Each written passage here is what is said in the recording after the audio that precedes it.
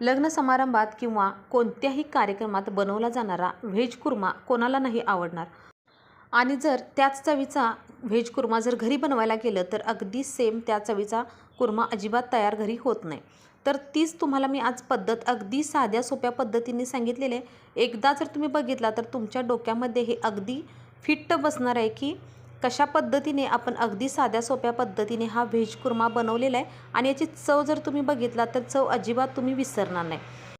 चला तर मग पटकन रेसिपीला सुरुवात करूया. पण व्हिडिओ थोडा जरी आवडला आणि चॅनेलवर जर नवीन असाल तर चॅनेलला नक्की सबस्क्राईब करायला विसरू नका.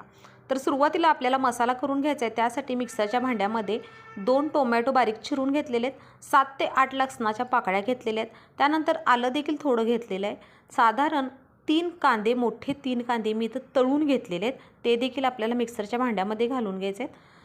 त्यानंतर थोडेसे काजू देखील मी फ्राय करून घेतलेले आहेत आणि एक अर्धी वाटी आपल्याला यामध्ये दही घालून घ्यायचं आहे आणि अगदी शेवटी आपल्याला कोथिंबीर घालायची आणि पाणी न घालता आपल्याला मिक्सरला अशा पद्धतीने एकदम बारीक याची असती पेस्ट आपल्याला करून घ्यायची आहे. टोमॅटो आणि दही असल्यामुळे पाणी घालण्याची काही गरज नाही. आता हे कांदा तळून घेतलेलंच तेल आहे. आता यामध्ये आपल्याला सुरुवातीला बटाटा तळून घ्यायचा आहे. अशा पद्धतीने मी मीडियम साईजच्या बटाट्याच्या फोडी करून घेतलेल्या आहेत आणि 3 ते 4 मिनिट आपल्याला बटाटा हा तळून घ्यायचा आहे. थोडासा याचा कलर बटाट्याचा चेंज होईपर्यंत आपल्याला एक साधारण 3 ते 4 मिनिट बटाटा तळून घ्यायचा आहे. आता बटाटा म्हणाल तर पाव किलो हा बटाटा आहे. 3 ते 4 मिनिट झालेले आहेत. आता हा बटाटा आपल्याला साईडला काढून घ्यायचा आहे. आता त्यानंतर आपल्याला याच तेलामध्ये फ्लावर देखील थोडासा तळून घ्यायचा आहे. 1 वाटी इथं फ्लावर इथं घेतलेला आहे. आता फ्लावर पण एक 2 ते 3 मिनिट आपल्याला थोडासा फ्राय करून घ्यायचा आहे, जेणेकरून याचा कच्चेपणा निघून जातो आणि फ्लावरचा वास देखील कमी होतो. त्यामुळे फ्लावर देखील आपल्याला थोडासा तळून घ्यायचा आहे. तुम्ही यामध्ये तुमच्या आवडीनुसार भाज्या वापरू शकता. त्यानंतर आता एक 2 ते 3 मिनिट झालेले आहेत, फ्लावर देखील काढून घेऊया. आता त्यानंतर इथं मी 1 वाटी गाजर घेतलेलं आहे आणि 2 गाजर ही होती मी अशा पद्धतीने चिरून घेतलेलं आहे. गाजर थोडंसं उभं काप याचं आणि गाजर देखील आपल्याला एक 2 मिनिट तेलामध्ये फ्राय करून घ्यायचं आहे आणि त्यानंतर हे देखील आपल्याला साईडला काढून घ्यायचं आहे. इथं तुम्ही फरसबी किंवा बीन्स देखील वापरू शकता. इथं मी बीन्स वापरलेलं नाही. साधारण एक 2 मिनिट झालेले आहेत. आता हा गाजर देखील आपल्याला साईडला काढून घ्यायचा आहे. आता ताटामध्ये मी हे सगळे तळलेले पदार्थ साईडला किंवा भाज्या काढून घेतलेले आहेत. आता इथं मी वाटाणा 1 वाटी घेतलेला आहे, पण वाटाणा मी तळलेला नाही. अगदी हा वाटाणा फ्रेश आहे त्यामुळे मी तळलेला नाही. तुम्हाला जर तळायचा असेल तर डायरेक्ट तेलामध्ये घालू नका, तो पटकन उडू शकतो अंगावर. त्यामुळे तेल पूर्णपणे काढून घेऊन त्यानंतर तुम्ही थोडासा फ्राय करून घेऊ शकता.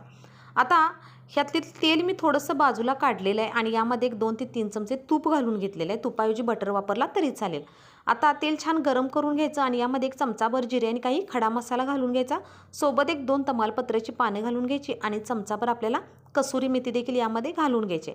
आता याला थोडंसं आपल्याला मिक्स करून घ्यायचं आहे. आता तेलामध्येच आपल्याला सगळे मसाले घालून घ्यायचे आहेत. आता थोडीशी हळद घातलेली आहे, त्यानंतर एक अर्धा चमचा काश्मीरी मिरची पावडर, 1 चमचा धने पावडर घालून घ्यायची, साधारण एक अर्धा चमचा इथं मी जिरे पावडर घेतलेले आहे. फोडणीमध्ये देखील थोडंसं जिरं वापरलेलं आहे. 1 चमचा आपल्याला यामध्ये चिकनचा मसाला घालायचा आहे आणि अर्धा चमचा आपल्याला गरम मसाला घालायचा आहे.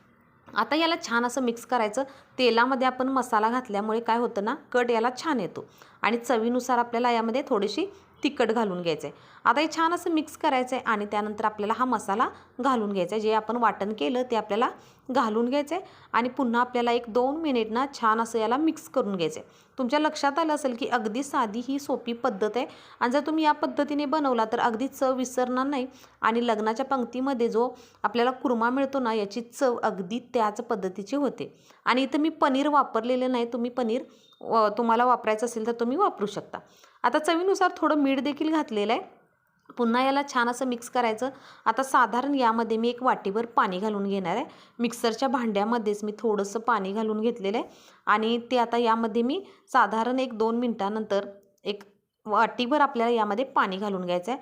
पुन्हा याला छान असं मिक्स करायचं आहे आणि त्यानंतर आता याच्यावरती आपल्याला झाकण ठेवून एक 2 ते 3 मिनिट हा मसाला थोडासा आपल्याला शिजवून घ्यायचा आहे. फोडणीमध्ये मी थोडं तेल आणि थोडं तूप वापरलेलं आहे. तुम्ही पूर्णपणे सगळं तेल वापरू शकता किंवा तुपाऐवजी थोडंसं बटर वापरू शकता. साधारण एक 2 ते 3 मिनिट याला छान असा मसाला आपण शिजवून घेतलेला आहे आणि त्यानंतर आता आपल्याला यामध्ये या सगळ्या फ्राय केलेल्या भाज्या घालून घ्यायच्या आहेत. वाटाणा फक्त मी फ्राय केलेला नाही, अगदी फ्रेश वाटाणा होता त्यामुळे मी फ्राय केलेला नाही. आता या भाज्या आपल्याला छान असं यामध्ये मिक्स करून घ्यायचे आहेत आणि त्यानंतर आता आपल्याला यामध्ये गरजेनुसार पाणी घालून घ्यायचं आहे. इथं साधारण मी 1 ग्लास पाणी घालून घेणार आहे, कारण थोडासा हा कुर्मा आपल्याला ग्रेव्हीमध्ये हवा आहे, त्यामुळे एक साधारण ग्लासभर आपल्याला यामध्ये पाणी घालून घ्यायचं आहे. आणि आता याला छान अशी उकळी यायला लागली की आता यामध्ये थोडीशी आपल्याला कोथिंबीर देखील घालायची आहे. पुन्हा थोडंसं मिक्स करून घ्यायचं आणि याला उकळी यायला लागली की झाकण ठेवायचं आणि एक 5 ते 6 मिनिट आपल्याला फक्त भाज्या ह्या थोड्या शिजवून घ्यायच्या आहेत. भाज्या शिजवण्यासाठी जास्त वेळ लागत नाही, कारण आपण सुरुवातीला भाज्या सगळ्या फ्राय करून घेतलेल्या आहेत, त्यामुळे भाजी शिजण्यासाठी वेळ लागत नाही. अगदी 5 ते 6 मिनिटात आपला हा कुर्मा तयार होतो. आता तुम्ही बघू शकताय की आपल्या भाज्या अशा छान अशा शिजलेल्या आहेत. तुम्हाला मी चमच्याने कट करून देखील दाखवते. अगदी छान अशा भाज्या अगदी व्यवस्थित शिजलेल्या आहेत. इथं आपला कुर्मा तयार झालेला आहे आणि अगदी यामध्ये शेवटी आपल्याला दुधावरची साय एक साधारण अर्धी वाटी घालून घ्यायचे, जेणेकरून या कुर्म्याला अगदी असं क्रीमी, अगदी लग्नाच्या पंक्तीत मिळतो ना तसं क्रीमी असं या कुर्म्याला टेक्स्चर येतं. त्यामुळे अर्धी वाटी दुधावरची साय घाला किंवा फ्रेश क्रीम घाला आणि जर दोन्ही जरी नाही मिळालं तर थोडंसं दूध तरी नक्कीच वापरा. आणि त्यानंतर थोडं याला आपल्याला छान असं थोडं मिक्स करून घ्यायचं आहे आणि त्यानंतर आपला हा चमचमीत असा व्हेज कुर्मा इथं तयार झालेला आहे.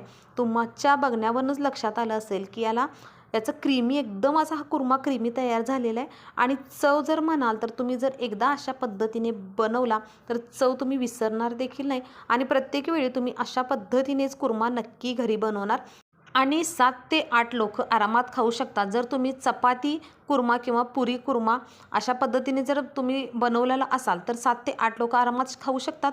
पण जर भात आमटी याच्यासोबत देखील तुम्ही जर बनवलेली असेल तर 10 ते 12 लोक तरी आरामात हा कुर्मा खाऊ शकतात. तर अशा पद्धतीने आपला हा चमचमीत व्हेज कुर्मा इथं तयार झालेला आहे. तर व्हिडिओ कसा वाटला हे कमेंट करून सांगा आणि व्हिडिओ थोडा जरी आवडला आणि चॅनलवर जर नवीन असाल तर चॅनलला नक्की सबस्क्राईब करायला विसरू नका.